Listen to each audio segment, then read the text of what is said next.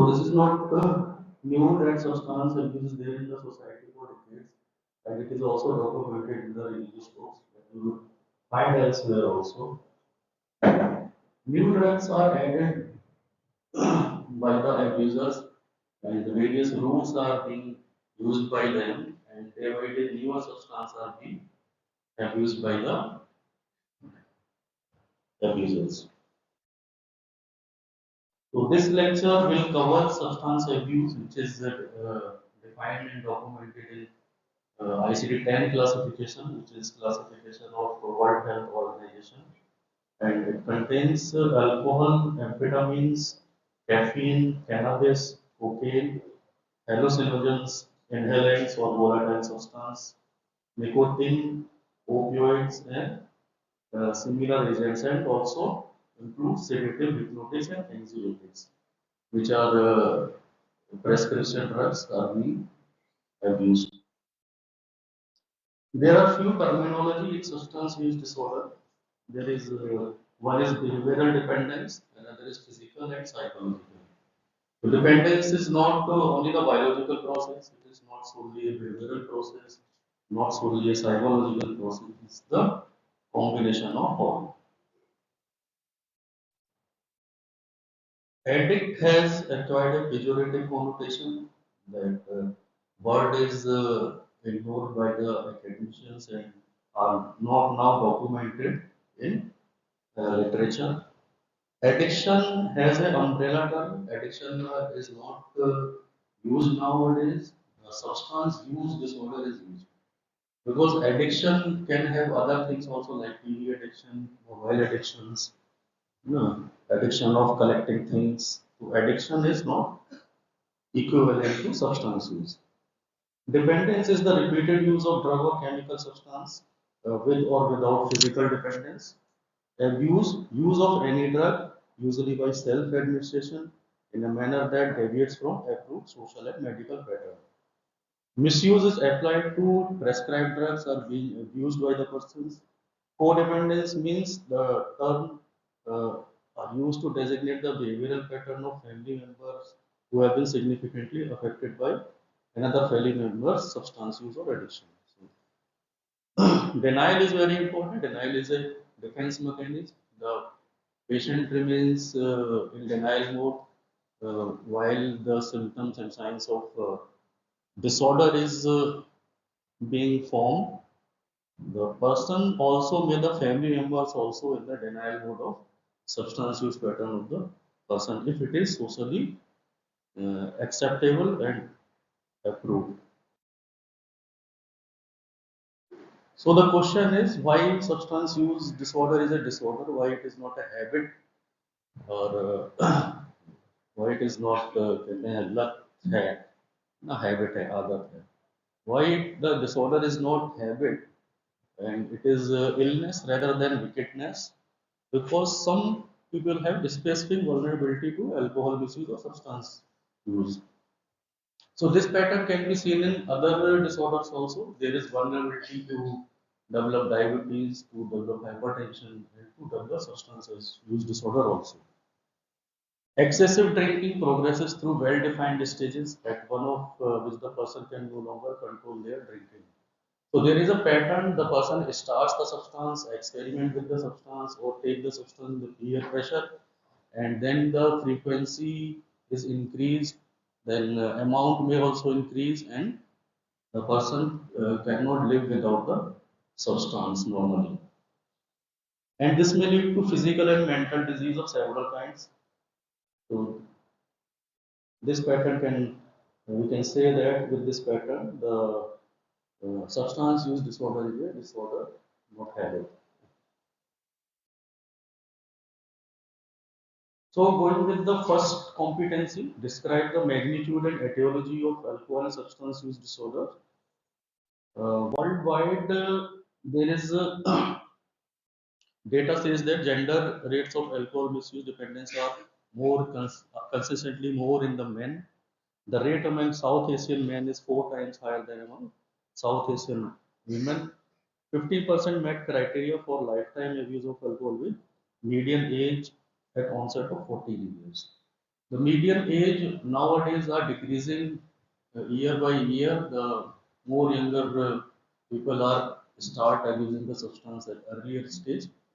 So if we see 20 years back, the usual pattern or mean age was more higher, much higher than the current scenario. Religion also have impact on substance use behavior. For example, in Islam, in Hinduism, and in Baptist Church, it is proscribed. So less people are used, but it is not consistent in the Hinduism. I have seen the videos where alcohol is offered to the deity in the temple, and it is distributed as a prasad. So it is not 100%, but it is proscribed in the books and literatures.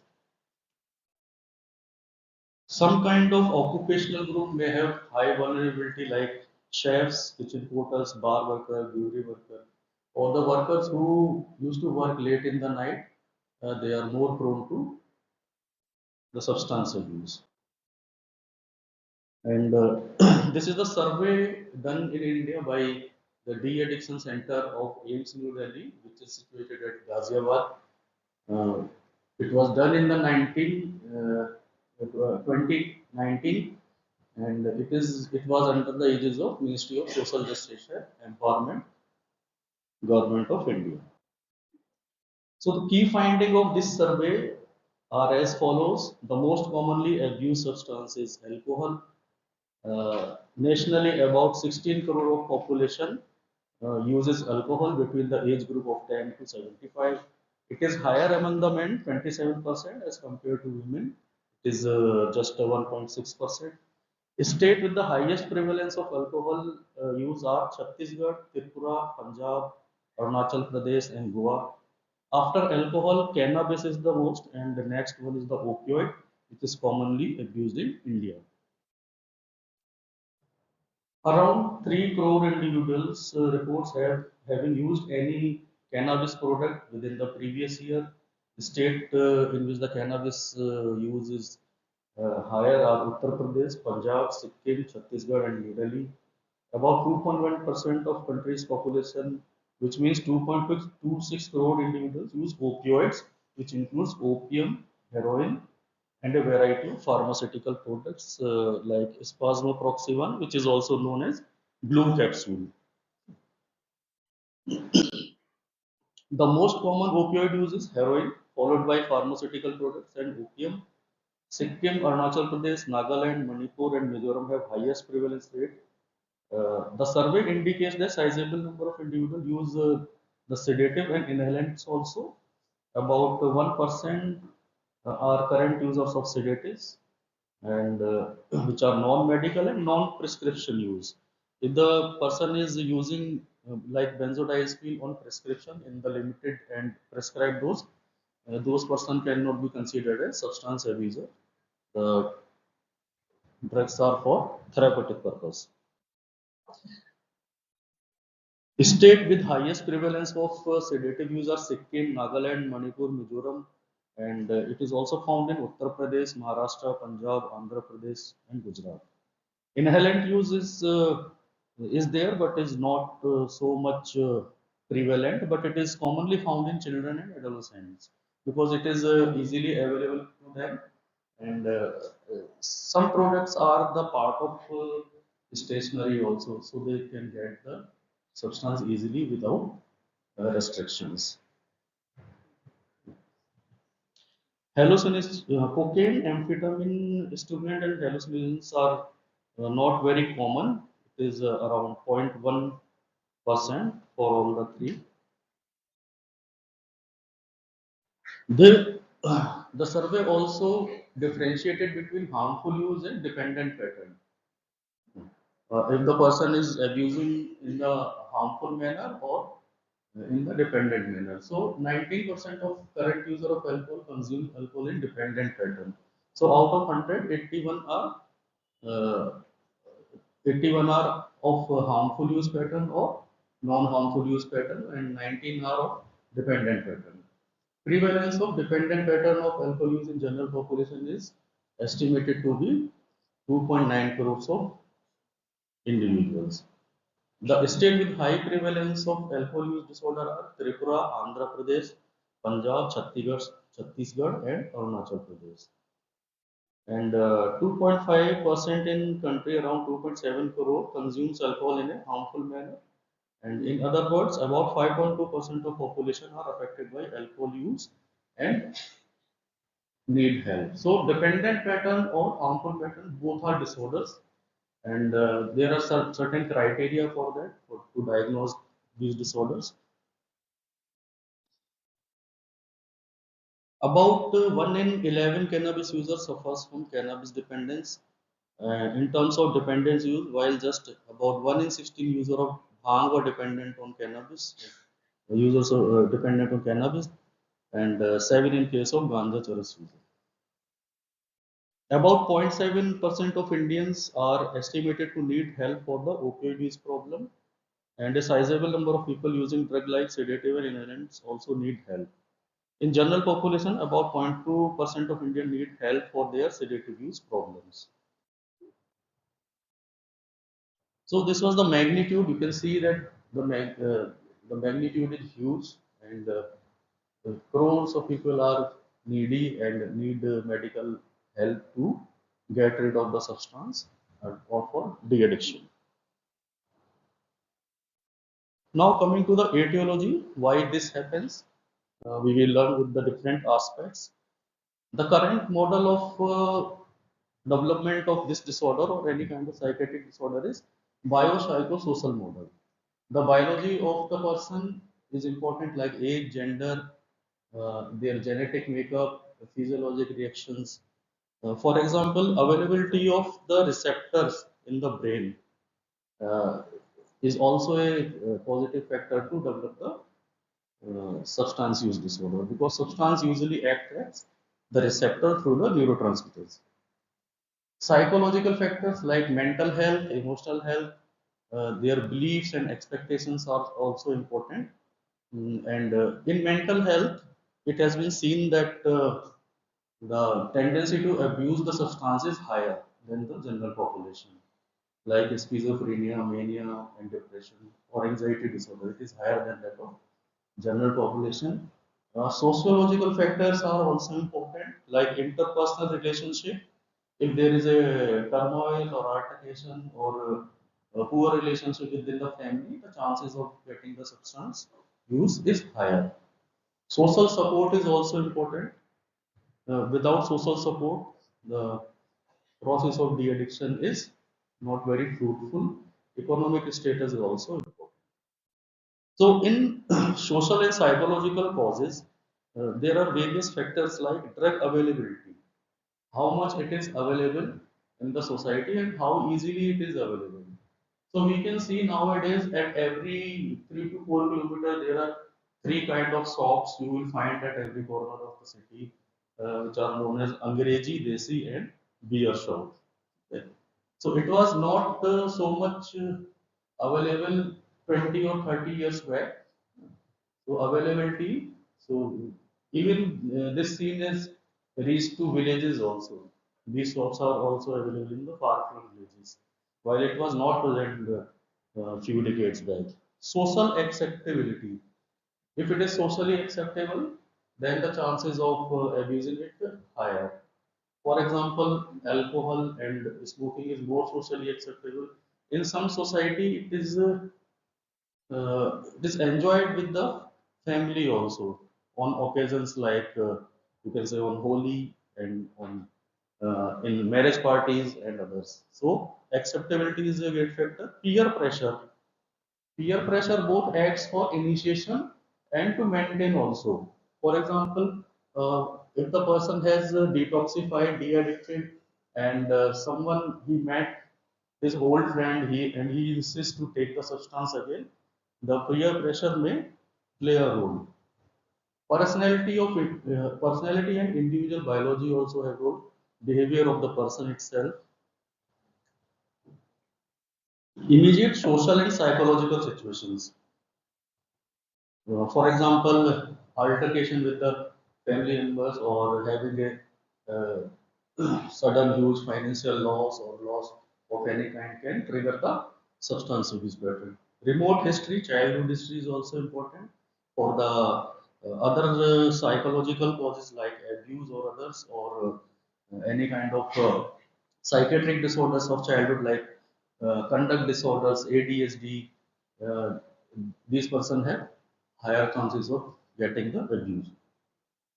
If it is rewarding or aversive, if the person found it rewarding in the initial abuses, so one can repeat the pattern. And for some people it is aversive also. You may have met the people who do not smoke while they have tried it uh, in the past, but they have found it is aversive, as a noxious stimuli or aversive substance. In psychodynamic factors, it is considered as a masturbatory equivalent, because some heroin abuser says that the initial rush is felt as a prolonged sexual orgasm. Some people use it as a defense against the anxious impulse because it reduces the anxiety or stress of the person. So one can use because of this. So by this they can increase their confidence. So increased confidence is not permanent; it is temporary because of this. Anxious impulses are suppressed because alcohol is a CNS suppressant, or almost all substances are suppressants. Few are stimulatory. The manifestation of oral regression. This is the theory of Sigmund Freud, in which he said that oral stage is a dependent stage. Oral stage means when the child will explore environment by his mouth, by tasting it, by keeping everything in the mouth. That is the oral stage, and that stage also dependent on the parents. Everything has to be done by the parents. So he says that this is a oral regression. Disturbed ego functions. Ego is also a theory of Sigmund Freud, and because of the disturbed ego functions, there is inability to deal with the reality. So, person start abusing the substance. Some may use as a self-medication alcohol to control the anxiety, opioid to diminish anger, amphetamines to alleviate depression. Amphetamine is stimulant and which can alleviate depression. So here is learning and conditioning, how the person learns about it, and it is viewed as behavior maintained by its consequences. Consequences, for example, like withdrawal symptoms, and drugs can reinforce antecedent behaviors by terminating some noxious or aversive state of, for example, pain, anxiety, and depression. And some social situation, it can be reinforcing, for example, in special status or approval of friend. गाड़ी तो आज भाई चलाएगा. Each of the drug evokes rapid positive reinforcement, and it causes to repeatedly taking the substance. Eventually, the paraphernalia. Paraphernalia means the equipments are required to conduct some kind of activity. Like in this case, needles, cigarette packs, and this bottles, and the room or the bar, and the uh, furniture of bars, and all these are the cues. This stimulates the uh, craving of the substance, because this is memorized in the brain that it has given me that such a good effect. So after seeing the cigarette pack, can stimulate to taking the substance again. As well as cues are signaling availability. Cues similarly can induce the impulses to take the substances. This is the pictorial diagram of social and individual antecedents. For example, there is on the left side there is social and individual antecedents, like distal antecedents and immediate antecedents. In distal, there is a peer group. In social, family interactions, parental drug use, and in individual, the distal antecedents are early learning, drug experience, genetic endowment, and Developmental events. In social like licensing laws, social pressure, availability, demographic variables are there. And immediate antecedents in individual is mood state, withdrawal state, or expectations.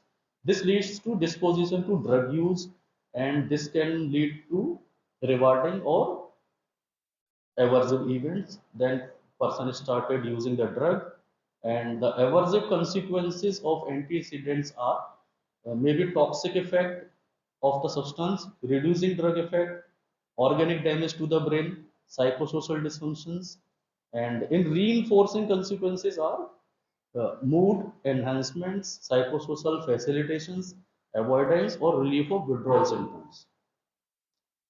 If the person's brain get into the neuroadaptive state, then the phenomena of tolerance and withdrawal develops. Tolerance means taking the increased amount of substance to get the same effect with the previous lower amount of substance. And the withdrawal symptom is when the patient becomes dependent and he quits the substance suddenly, then he will develop the withdrawal symptoms. So opioid and alcohol withdrawal phenomena can be conditioned to environmental or interoceptive stimuli, as if we have discussed in para earlier. And for a long time after withdrawal, the addict exposed to environmental stimuli previously linked with the substance. This is the same thing. Now the biological studies says that twins, adoptees, and siblings brought up separately indicates that the cause of alcohol abuse has genetic component.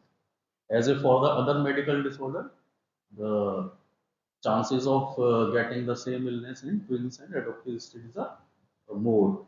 And many less conclusive data shows that other types of substance abuse or substance dependence have a genetic pattern in their development. In biological theory, there is a receptors and receptor system theory in which in this system there is neurotransmitters which are linked to certain kind of substance, like for opioid or opioid receptors. You must have learned in the your pharmacology, they are mu receptor, gamma and kappa receptors. Catecholamine, particularly dopamine, is important, and GABA is also important. For stimulants, NMDA receptor is linked with the effect of substance. So these chemicals or neurotransmitter or system uh, is the part of reward system pathway. So we have to learn that what is reward system pathway. Reward system is based on the pleasure principle. You know, any of the normal stimulus if you are eating your favorite food gives you a pleasure. Certain kind of activity gives you a pleasure. In which area of brain the pleasure lies? The pleasure lies in reward system pathway. If you eat gulab jamun, you will feel like pleasure. Yeah, then it is the reward system which is acting. In this reward system, what are the anatomical component? We will learn further. So this system is also uh,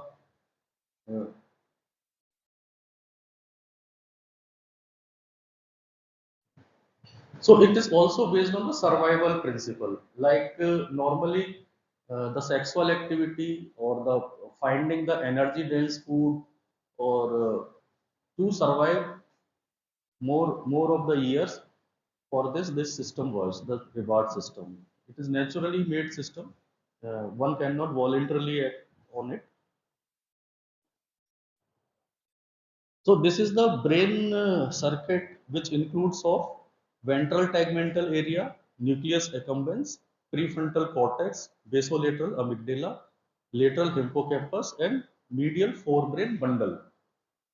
And this triggers hippocampal memory center so that you remembers that this thing gives me a pleasure a lot. So like playing cricket gives me pleasure. So this is memorized in the hippocampus. So hippocampus stimulates you to do the activity again if you memorize the your pleasurable activities. So what happens in this reward pathway in ventral tegmental area when you do this activity? There is a certain release of certain amount of dopamine with the normal stimuli. What happens with the noxious stimuli or in the substance abuse? The dopamine release is more abundant and more quick. So the one get reward very quickly and intense. In normal activity, this release is not so intense. The alcohol goes into the brain and irritate the ventral tegmental area and releases the dopamine. So this gives the pleasurable effect. This is the pictorial diagram of reward pathway. So now coming to the second competency, which is clinical features of alcohol substance abuse disorder. In clinical features, to understand, we have diagnostic classification known as ICD-10 by WHO, and the F chapter is comprises of all the psychiatric illnesses and disorders. So this is known as ICD-10. These are the substances which are enlisted in the ICD-10 in chapter F10 to F19, and the F10 is for alcohol, mental and behavioral disorder due to use of alcohol, 11 for opioid, then cannabinoids, sedative hypnotics, cocaine, other stimulants like caffeine, hallucinogens, tobacco, volatile solvents or inhalants, and last one is multiple drug use. We have further subclassification after diagnosing a mental and behavioral disorder due to substance use. For example, alcohol.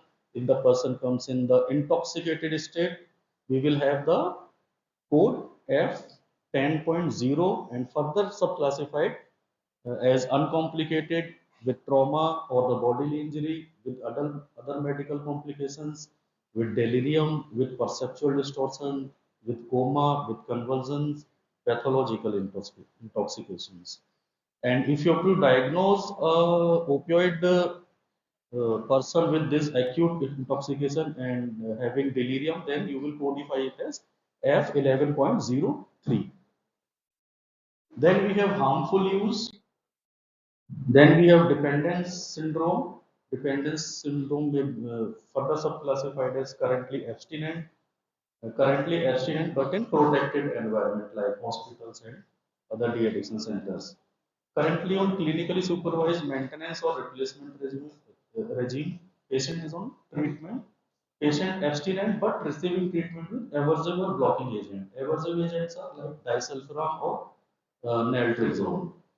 Currently using the substance, it is active dependence. The 10.24 is for the active dependence.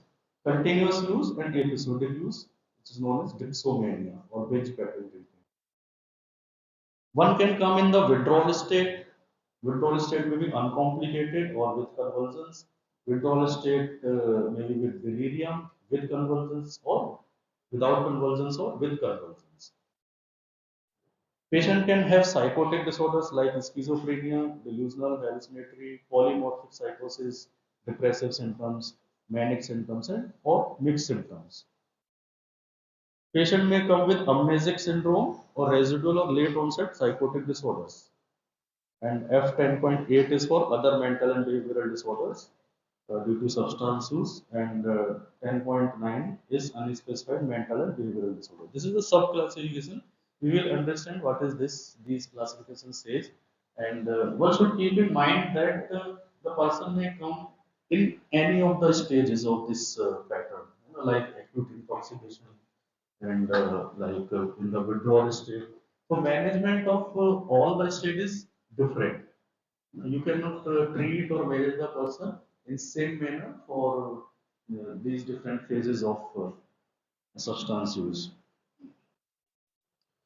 So acute intoxication is transient consumption following the administration of substance in a higher dose in a shorter period of time, and it can hamper the level of consciousness, cognition, perception of the patient, affect or behavior, and other psychophysiological functions and responses.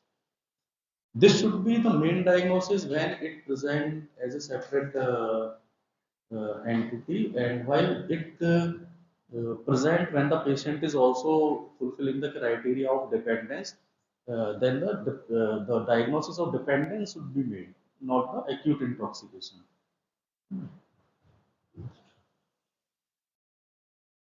So other diagnosis which will be primary will be harmful use, dependence syndrome, or psychotic disorder. If it is separate entity, then can be diagnosed as acute intoxication. One should also keep in mind that depressant drug may lead to symptom of agitation and hyperactivity. So don't be confused with the substance abuse. Similarly, stimulant drug may lead to socially withdrawn and introverted behavior.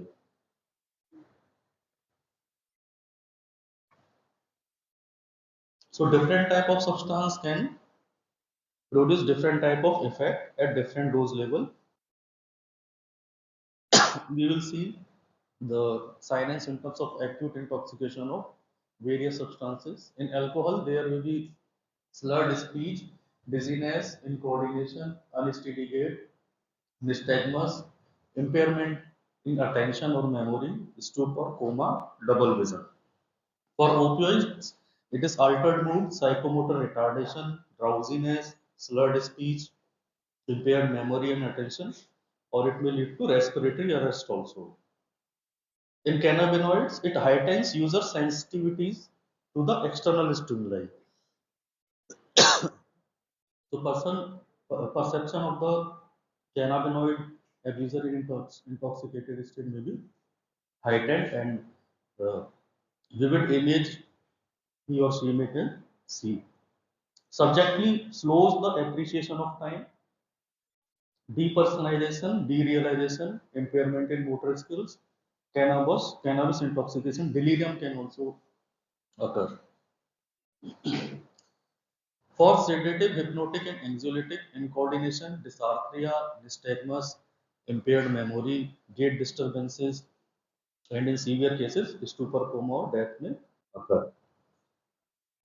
In cocaine, mydriasis, psychomotor agitation or retardation, tachycardia, bradycardia, perspiration, chills, cardiac arrhythmia, altered blood pressure may be decreased or increased, dyskinesias, dystonias may occur. In caffeine, anxiety, psychomotor agitation, restlessness, irritability, muscle twitching, flushed face, nausea, diuresis, GI distress, excessive perspiration. For hallucinogens, pupillary dilation, tachycardia, sweating, palpitations, blurring of vision, tremors, and coordination. For inhalants, apathy, impaired judgment, impulsive or aggressive behavior, depressed reflexes, diplopia, stupor, unconsciousness may occur. So these were the signs of acute intoxication.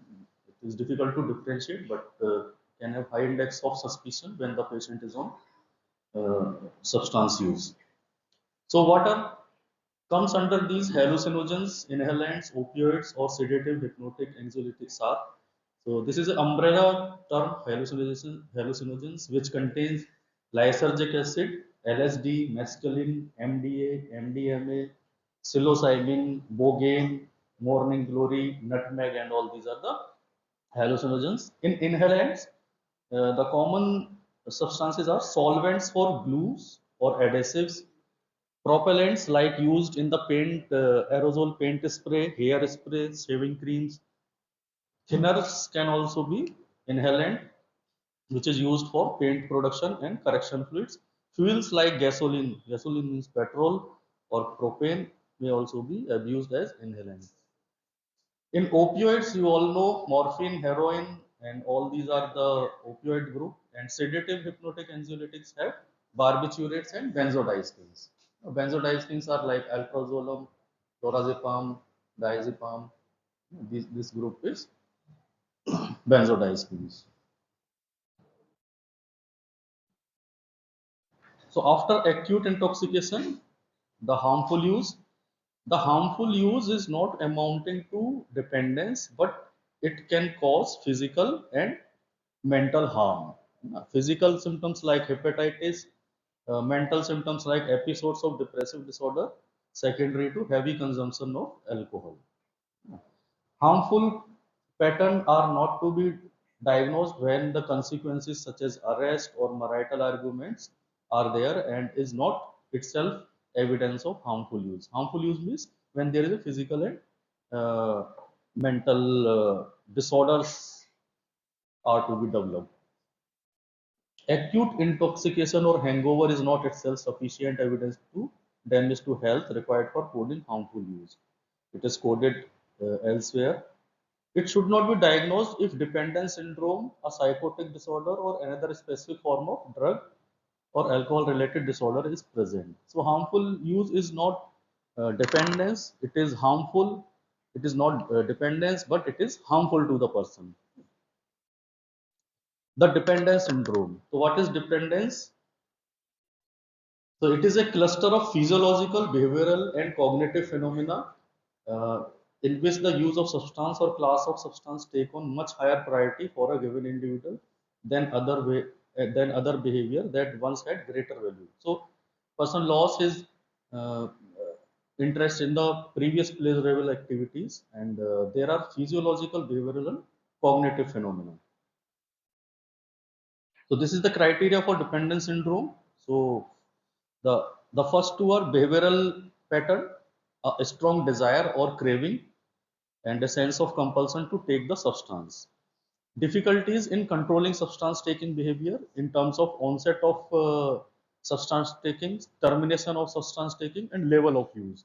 If once the person has started consuming, then he will not stop. He will not bother about the amount, duration, and time. He cannot control the termination. Also not the onset and level. The further two are biological factor, which are withdrawal state and tolerance. We have already discussed.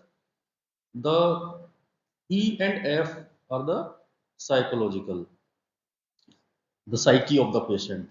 In the psyche of patient, there is progressive neglect of alternative pleasurable activities or interest because more amount of time is consumed in seeking the substance, remains in the influence of the substance, or recovering from the substance. And the last is persisting with substance use despite clear evidence of overtly harmful consequences. There are overly harmful consequences, but the patient do not think about it, do not bother about it, like damage to the liver, harm to the liver, depressive mood states, or declining cognitive functions. If the person is abusing the substance since the morning, then can have impairment in his occupation also. He will know that there is a impairment, but he himself cannot think of it or cannot think of get rid of it. Next one is withdrawal state. So withdrawal state, as we know that when the uh, neuroadaptation is there because of the prolonged use of substance, when the substance is suddenly cut down or amount is reduced, then the person can have withdrawal symptoms. So withdrawal symptoms, different substances have different withdrawal symptoms and different time to onset of these state and the duration of this withdrawal state.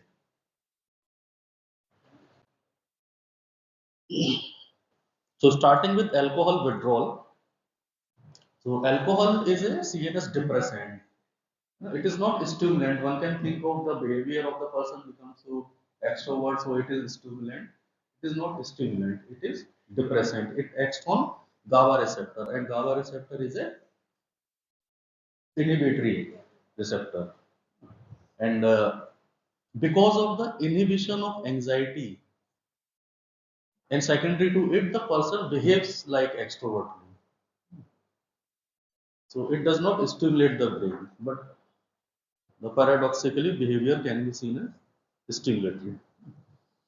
So it acts through the dopamine and GABA aminobutyric acid, the GABA receptors.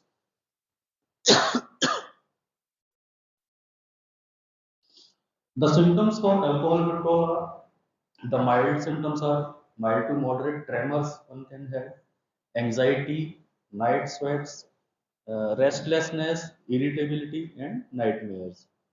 In severe symptoms, the person can have seizures, tremors are severe, increased heart rate, patient can have fever, nausea, vomiting, patient can have hallucinations or increased agitation. When it is further more severe, profoundly severe, then it may complicate. In complicated withdrawal, there are delirium tremens, Wernicke's encephalopathy, and Korsakoff syndrome. So on the timeline, the peak of these withdrawal are 1 to 3 days, and duration is 5 to 7 days, and it may prolong in case of complicated withdrawal. The lab tests which are required in detoxification is CBC, blood sugar. These are normal routine, and on normal routine, addition to these normal routine, gamma glutamyl transferase can be done, which is indicative of hepatic damage. Serum lipase, amylase for pancreatitis, and ultrasound abdomen. Or nowadays, fibroscan are being preferred to see the stiffness of the liver, whether the cirrhosis is how the stiffness is there or it has progressed to the cirrhosis or not. The delirium tremens as a complicated withdrawal. The delirium means the person is not oriented to time. It's a constellation of symptoms, but disorientation is the main part. Person will not be oriented to time, place, and person, and remain disoriented. So this is the situation which is required management in the ICUs or medical unit. It is not preferably to be treated in the psychiatry ward. So it has rapid onset and fluctuating course. It develops usually after 48 to 72 hours after cessation of heavy drinking. Usual duration is 3 to 4 days, and this happens because of the down regulation of gamma aminobutyric acid and up regulation of the glutamate neurotransmission. When excessive alcohol is there and it is stimulating the GABA receptor will down regulate itself. And in compensation to that, there is increase in the NMDA receptor. So clinical features are delirium is equal to disturbance of consciousness, and the person is not unconscious. The features are it will have acute onset, disorientation to time place person is there. There will be fluctuation in the course of symptoms. Inattention will be there. Reduced ability to focus, sustain or shift attention is there.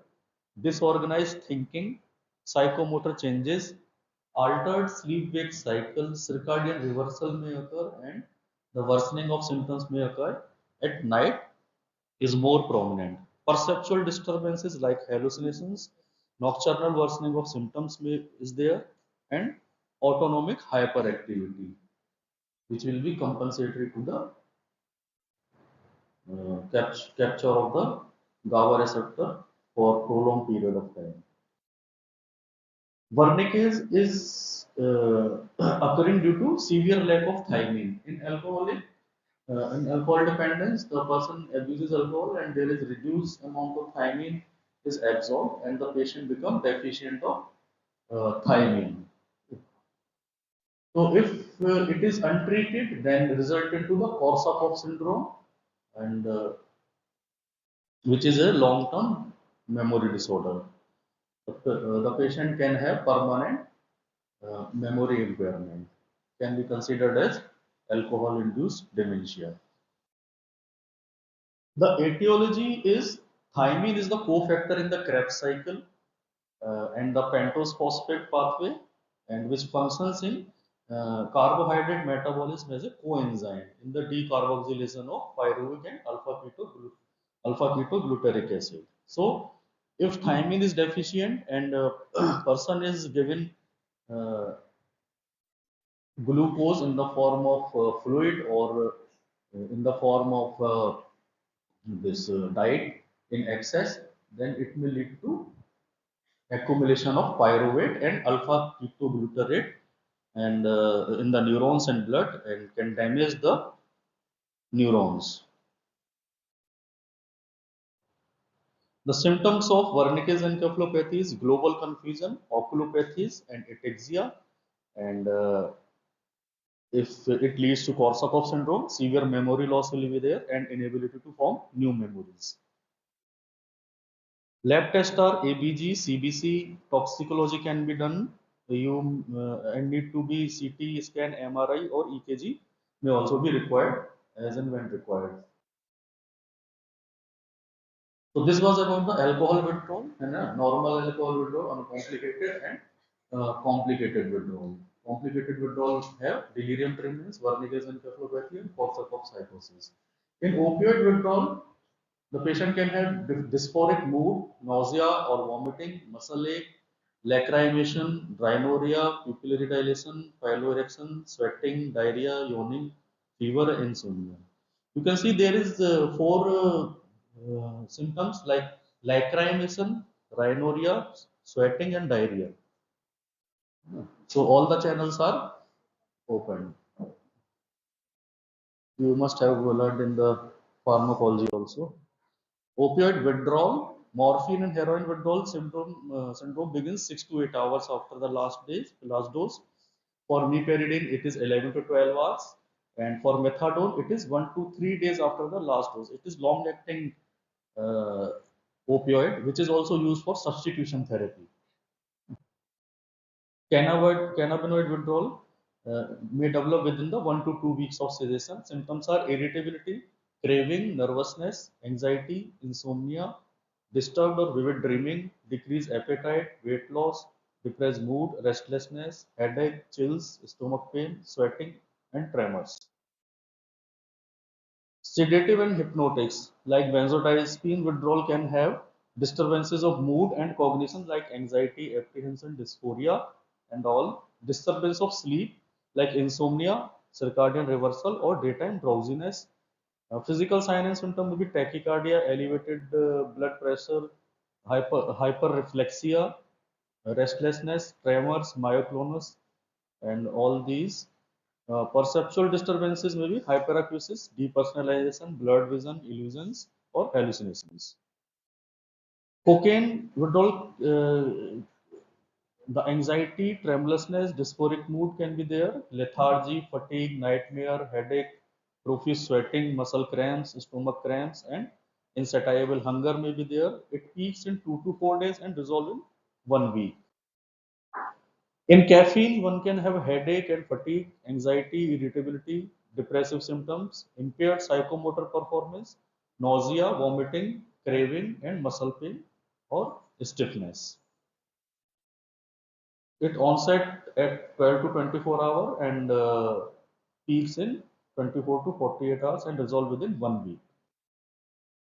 Hallucination withdrawal can have psychological symptoms or biological withdrawal symptoms. The in psychological symptoms are drug craving, anxiety, depression, dysphoric mood, mood swings, nightmares, confusion, hallucinations, paranoia, feeling of fear, memory troubles, problem with concentration, foggy thinking, difficulty in sleeping.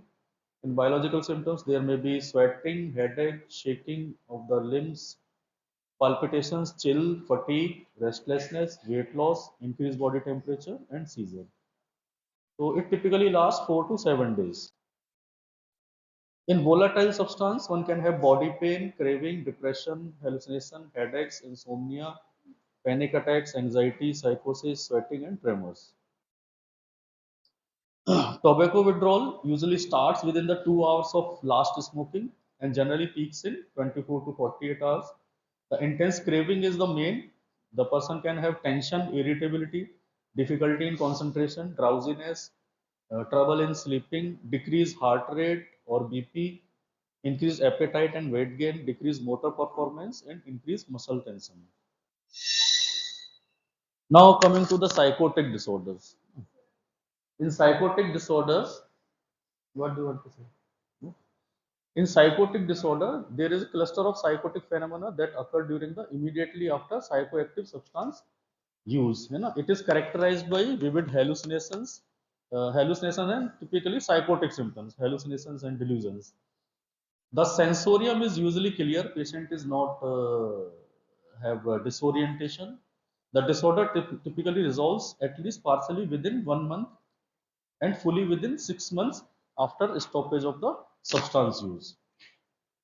So this is not confused with the withdrawal symptoms. You know, withdrawal symptoms can have psychotic symptoms also. So withdrawal symptoms are not psychotic disorder. Psychotic disorder usually occur uh, after the withdrawal has weaned off. It is not the manifestation of withdrawal. Late onset psychotic disorder with onset more than 2 weeks after the substance use may occur, but should be coded as F10.75. This means late onset psychotic disorder. And psychotic disorder uh, onset is within the 48 hours. Amnesic syndromes can also occur. We have learned about the Korsakoff psychosis syndrome. This is the amnesic syndrome. One can have permanent impairment in the memory. Residual and late onset psychotic disorder. This disorder should be carefully distinguished from the withdrawal conditions, and condition meeting the criteria for diagnosis of psychotic disorder should not be diagnosed here. This is late onset or residual psychotic disorder. This is the other mental and behavioral disorder which is not defined in the previous classification, and one is presented with substance abuse and undefined situation. One can be keep them here. In assessment, the common scales which are used, we will in the next competencies, in next lecture we will learn about the interpretation of lab values and management of the substance use disorder in terms of pharmacological means uh, and in non-pharmacological like behavioral therapies and cognitive therapies. So we can assess the patient on drug abuse screen test, and other various tests are available, but common are cage questionnaire, which is C for cut down the annoyed, G for guilty, cut down, C for cut down, A for annoyed, G for guilty, and E for eye opener. These questions have shortened to the cage. And we have commonly used audit also, alcohol use disorder identification test, and clinical opiate withdrawal scale test, scale known as COWS, COWS. So what will be next in your lecture is indication and interpretation of lab test and other tests. Describe the treatment of alcohol and substance use disorder, including behavioral and pharmacological therapy. So, for conclude, we have various substance are enlisted in WHO from F10 to F19, and various further classifications are there, like acute intoxication, like withdrawal and dependence, psychotic disorder, late onset psychotic disorder, amnesic disorders. Hmm. So these different phases have different management system also. We will learn in the next lecture. We have gone through the magnitude of the substance use in India. So it is a huge problem, and we have also learned that why these disorder occurs, what are the causes behind this. The modern model for the cause is biopsychosocial model, where biological factor, psychological factor, and social factors all three works. And this is true for other disorder, medical disorders also. You know, like in diabetes, biological factor is there, but the habit of the patient person is also important. Whether it is sedentary lifestyle or eating uh, high calorie food, eating the junk foods, you know. So nowadays all the disorders are multifactorial disorder, not solely the biological problem. So by this I will conclude, and thanks to all of you for patient listening.